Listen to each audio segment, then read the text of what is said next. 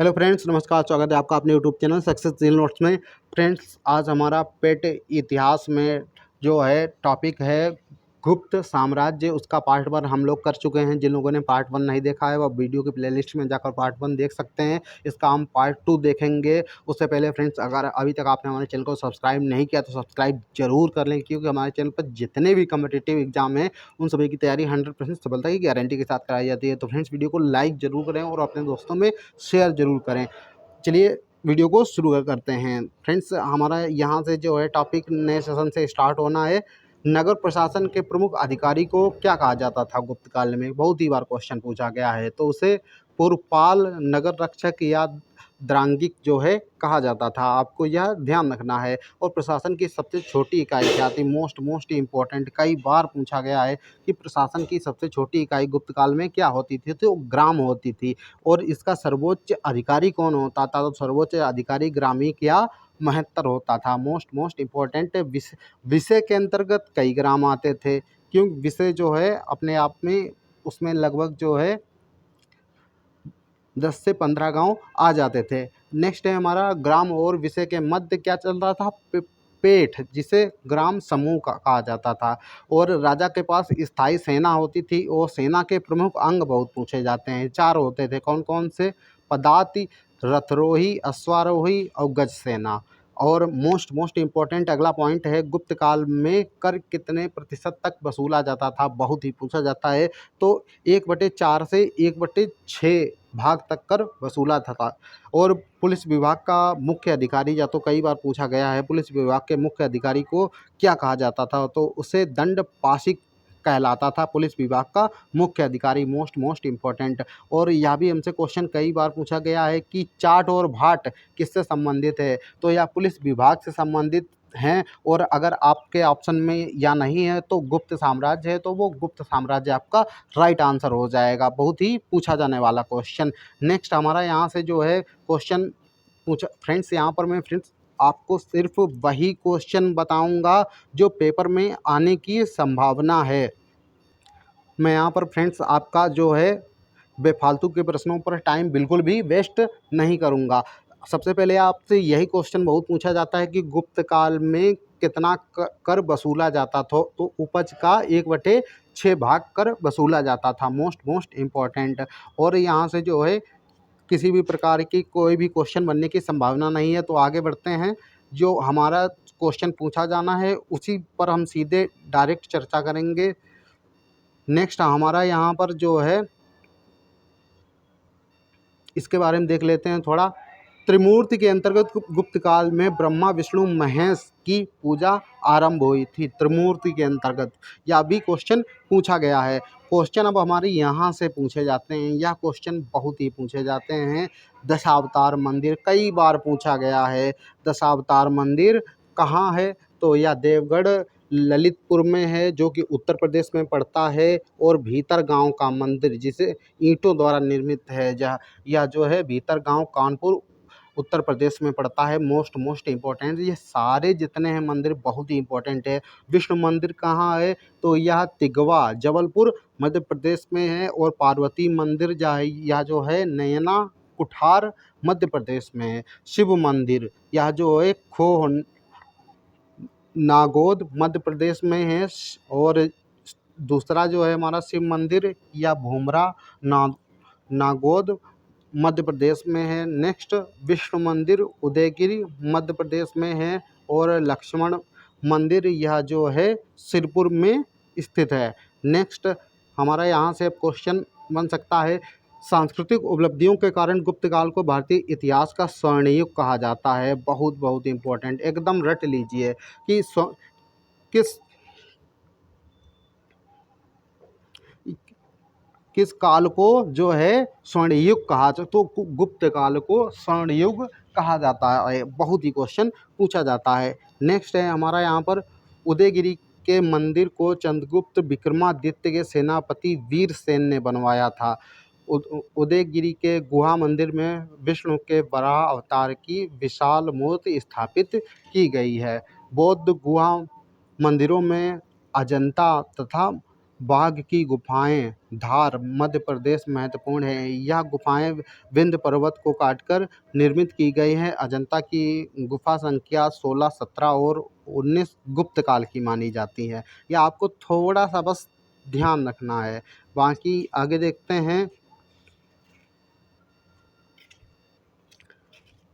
गुफा संख्या 16 में उत्कीर्ण मरणासन्न राजकुमारी का चित्र प्रशंसनीय है और गुफा संख्या 17 के चित्र को चित्रशाला कहा गया है। आपको सिर्फ इतना ध्यान रखना है। और इस चित्रशाला में बुद्ध के जन्म, जीवन, महाविनिष्क्रमण, महापरिनिर्वाण की घटनाओं से संबंधित चित्र उद्धृत किए गए हैं। या जो है गुफा संख्या जो है 17 आपको इम्पोर्टेंट है बहुत ही, क्योंकि यह गौतम बुद्ध के जीवन से संबंधित है, आपको ध्यान रखना है। नेक्स्ट, अजंता की गुफाएं बौद्ध धर्म की महायान शाखा से संबंधित हैं। आपको यह भी ध्यान रखना है कि अजंता की गुफाएं जो है बौद्ध धर्म की किस शाखा से संबंधित हैं, तो महायान शाखा से संबंधित हैं।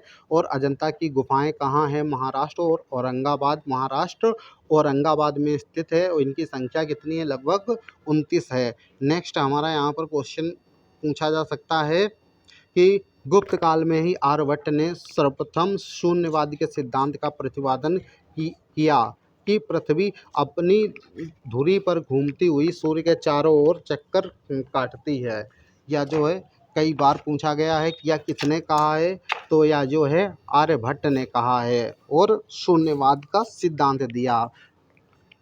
आपको ध्यान रखना है। और शून्य की खोज किसने की? यह भी क्वेश्चन बहुत ही पूछा जाता है। तो शून्य की खोज जो है आर्यभट्ट ने की, आपको ध्यान रखना है। आर्यभट्ट ने आर्यभट्टियम और सूर्य सिद्धांत नामक ग्रंथ लिखे। यह भी आपको याद रखना है, मोस्ट इम्पॉर्टेंट। सूर्य सिद्धांत और आर्यभट्टियम किसके द्वारा लिखे गए हैं? या जो है आर्यभट्ट के द्वारा लिखे गए हैं। और आर्यभट्ट ये क्या थे? आर्यभट्ट पहले जो है भारतीय नक्षत्र वैज्ञानिक थे। 6ठी शताब्दी में बाघभट्ट ने आयुर्वेद के प्रसिद्ध ग्रंथ अष्टांग हृदय की रचना की। अष्टांग हृदय की रचना किसने की? तो बाघभट्ट ने की। आपको ध्यान रखना है। चंद्रगुप्त विक्रमादित्य के दरबार में आयुर्वेद का विद्वान और चिकित्सक कौन था? चिकित्सक जो है धन्वंतरि रहता था। मोस्ट इम्पोर्टेंट, कई बार पूछा गया है कि धन्वंतर किससे संबंधित है, तो यह चिकित्सा से संबंधित था। नेक्स्ट, गुप्त वंश का राजकीय चिन्ह क्या है? तो गरुड़ और राजकीय भाषा संस्कृत थी।